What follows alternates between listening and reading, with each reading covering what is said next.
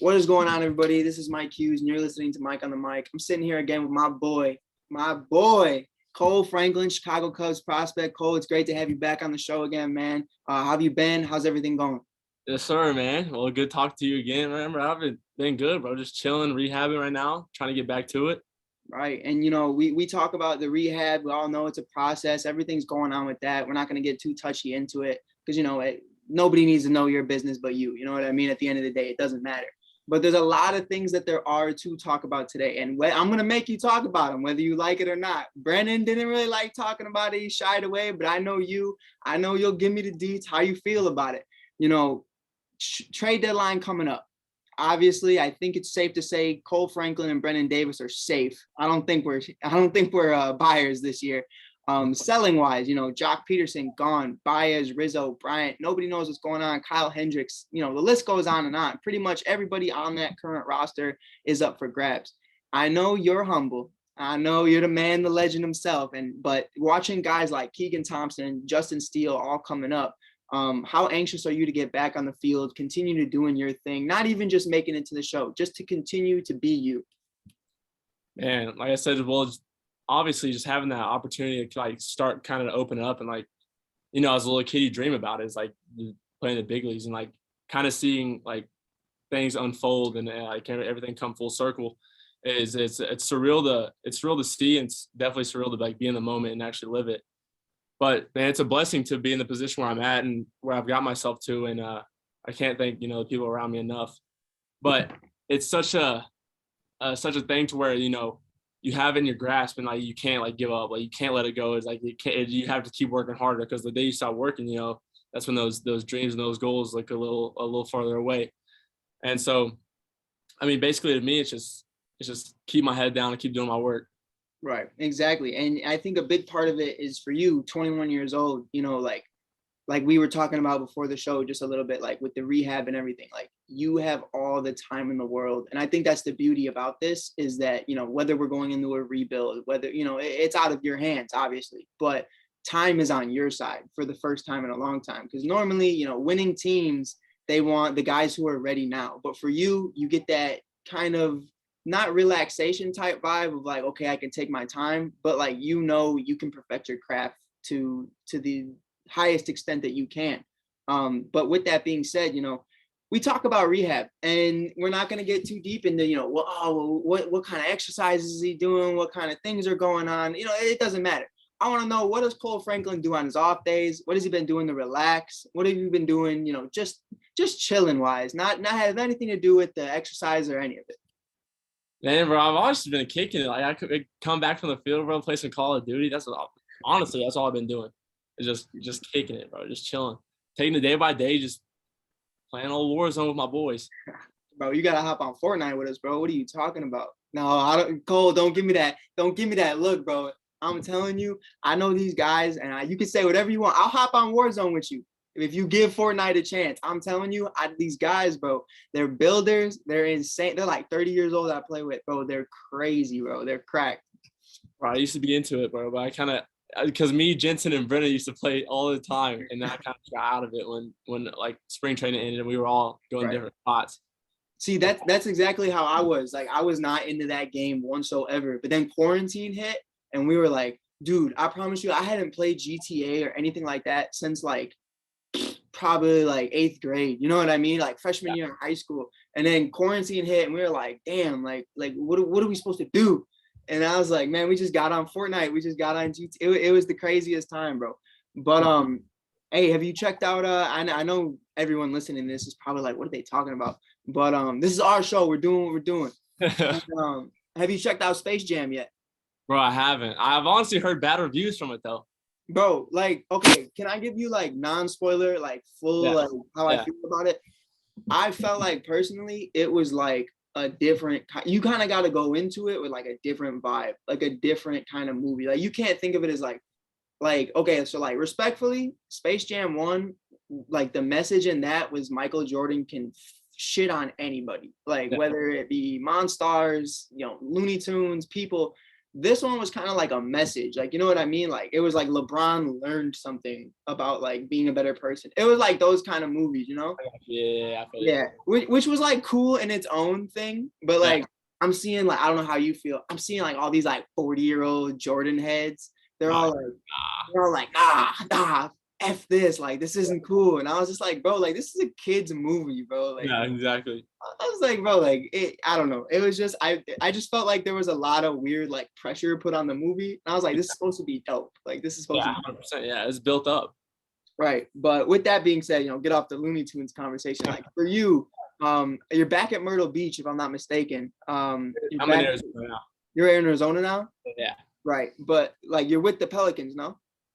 I'm on the roster. Yeah, I'm on the Right, roster. right. So going into that, is there anybody, we talked about it last time when it was geez, what were they? The Eugene Emeralds before they became the Giants. Yeah. We were talking about them. You're going to the Pelicans now. Like, is there anybody you have a relationship with on that team? Have you gained any new relationships ever since you got on with the Pelicans?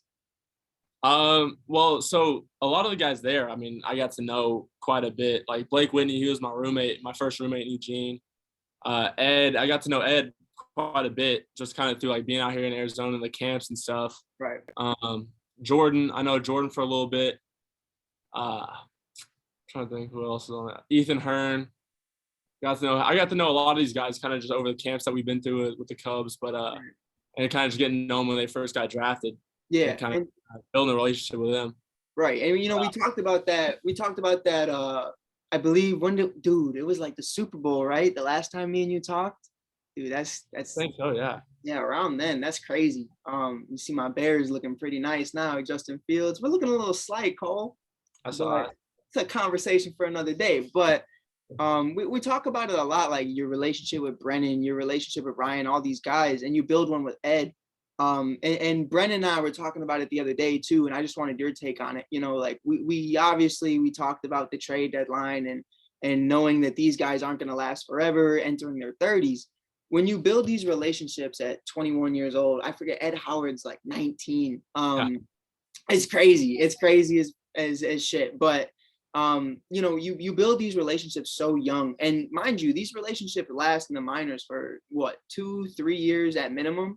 Yeah. So going into that, how does that feel knowing that, when you do eventually make it up and you don't have to be humble, you could be full on honest. Like, what is it knowing that like these are your brothers, these are the relationships that by day one of your MLB career, like you'll already have your bros, you know what I mean? Like, how does that feel? I mean, it's huge. I mean, you get to know these guys like kind of like Ed when we were both drafted out of high school. So like I want to help them kind of, be introduced like to the organization and everything. But like having like my boys beside me, like I love building a relationship. I love meeting new people and just having kind of like that good like core foundation, like kind of, being almost like the icebreaker guy, like the guy who like I'll start a conversation up with anybody. But dude, building those, I mean, that's all we have is each other. And so, I mean, especially like as around here, I mean, that's the biggest thing you can do is like build relationships with people, get to know them, and like hopefully those relationships build into, you guys playing either against each other or with each other in the big leagues.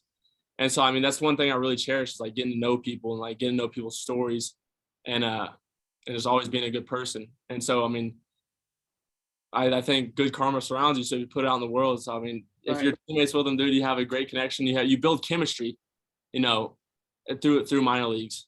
And so if you ever get the chance to play with them in the big leagues, you already know how it's going to be. Right. And so, I mean, it's huge. Definitely. And, I don't know if it was you or Brennan I was talking to about it. I think I meant to talk to you about it, but I think you had to go to the field or something.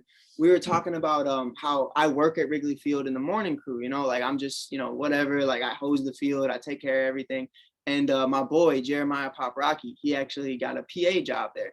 And I was talking about how like we're not physically allowed to like talk about the Cubs. Don't tell nobody. Or like talk to the players like while they're on the field. And like there's a couple guys, Nico Horner is one of those guys I know, Jeremiah obviously, and they walk up to me and we have these conversations. And I think about you and Brennan and Ed and all of them all the time because I'm like, man, like if I'm there by the time they come up and they come up to me, I'm like, I don't know what y'all want me to say. Like, I have a relationship with this guy. Like, it's not like I'm talking to him, asking him for money. Like, you know what I mean? Yeah, Like, no, it's just like yeah, a relationship you built. I mean, right.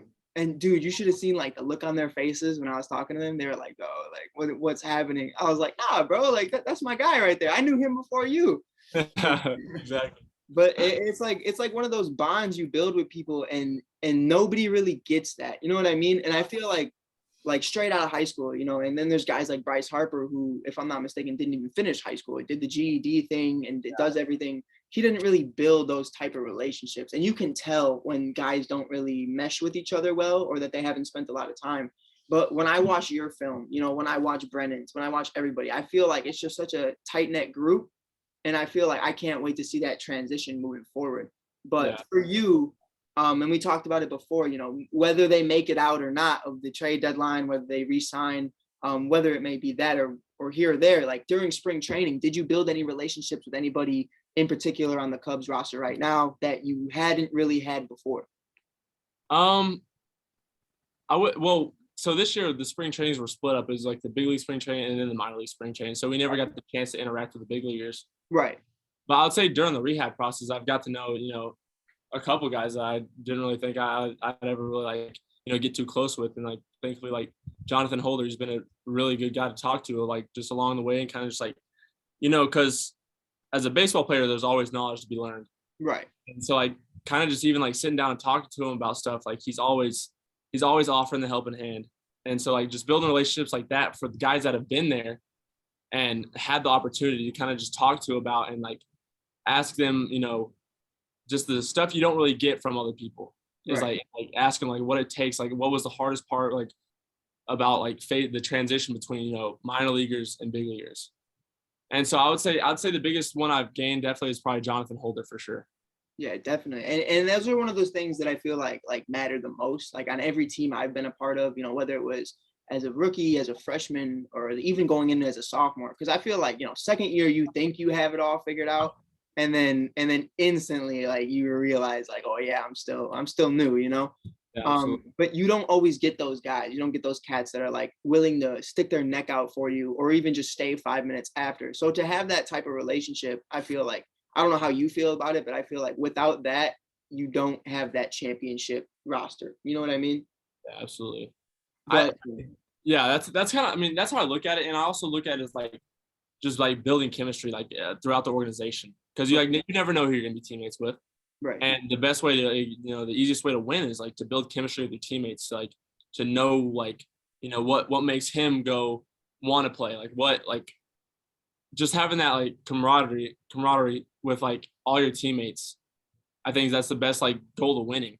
And so kind of just getting to know guys from different ages, from, different minor league teams is the biggest thing for me, and kind of just, talking to all of them about everything. Right. And you also you get those weird scenarios, you know what I mean? Like say I'm on the Cubs in 2016, and I'm not one of the type of guys who wants to build relationships with people. And then your backup catcher ends up 3 years later becoming your manager and David Ross, So you never really know like what relationships you make are going to become something. You know what I mean? Like, Sure. we talked about it before. I hate name dropping him because, he's doing his own thing. But like Jeremiah Paprocki, he's a PA announcer. I'm trying to become a broadcaster. Me and him, we were on a huge baseball team in high school. And, I'm an outfielder. He's a pitcher. So it's one of those things where it's like, we didn't have any business talking to each other. Like we did not have to, but I built a great relationship with him. And then now I look at it now and I'm like, wow, like not only does he work in the same place I work, but he's like 10 pay grades above me. You know what I mean? And, No, it's crazy. no, absolutely. I mean, that's why I always cherish relationships. You never know, someone's past, someone's future. Right. But, I don't want to keep it too long. I know you're a very busy man, got a lot of Warzone, got a lot of Call of Duty going on. So I got one last question for you, and it's the same question we ended with last time. Has the goal changed? Is there anything new that Kohl Franklin wants to change about his game, finishing the second half of 2021, after rehabbing, obviously, and all that? Goal's always been the same, dude. Just be the best pitcher I possibly can. See, you and Brennan, man. You and Brennan. Always talking that humble stuff. But Bro, This has been Kohl Franklin. Thank you for always coming on the show, brother. It's always an honor. An amazing individual, amazing person, and you'll soon to find out even a better baseball player. Thank you for coming on the show, man. Appreciate you, my man. Yes, sir.